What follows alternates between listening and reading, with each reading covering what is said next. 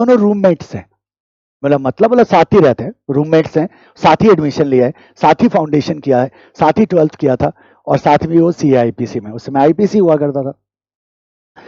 तो मैंने बोला अच्छा यार, मैंने बोला वो रूममेट हैं? बोला हाँ सर, बचपन के दोस्त हैं।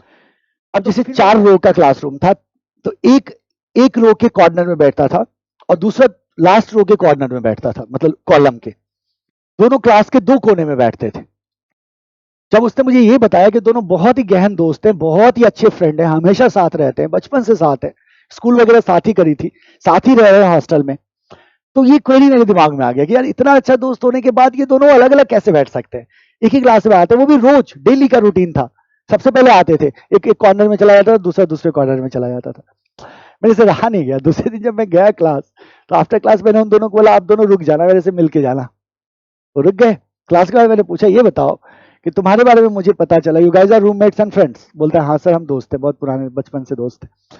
मैंने लगा मेरे को आज तक समझ में नहीं आ रहा है अब कि आप दोनों अलग अलग कैसे बैठ सकते हो जब आप इतने अच्छे दोस्त हो। तो वो बच्चा पता है क्या कहता है मेरे को, बड़ा सिंसियरली कहता है, बड़ा इनोसेंटली कहता है, मासूमियत के साथ बोलता है सर हम लोग ना बहुत अच्छे दोस्त हैं, और हमारी दोस्ती इतनी अच्छी है ना कि हम एक दूसरे के फेशियल एक्सप्रेशंस को समझते हैं, और हम जब क्लास में होते हैं तो एक दूसरे को देख के समझ जाते हैं कि कौन क्या सोच रहा है, सॉर्ट ऑफ।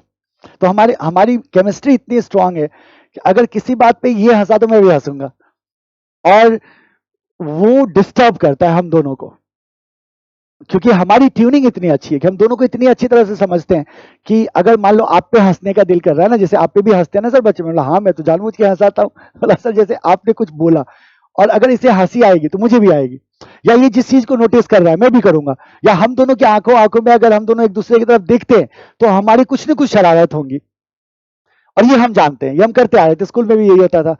तो हमने ये सोचा सर सीए कोर्स इतना आसान नहीं है, इट्स अ टफ कोर्स और हमें बहुत कंसंट्रेट रहना होगा, तो इसीलिए हम दोनों दोस्तों ने सोचा कि भाई हम दोनों एक दूसरे की तरफ नहीं देखेंगे, एक दूसरे के साथ संवाद नहीं करेंगे तब तक जब तक हम क्लास में हैं। और सर हम लोग हर एक क्लास में, और भी बैचेस चल रहे थे उनके, हर एक क्लास में ऐसे ही बैठते हैं, दोनों दोस्त अलग अलग बैठते हैं।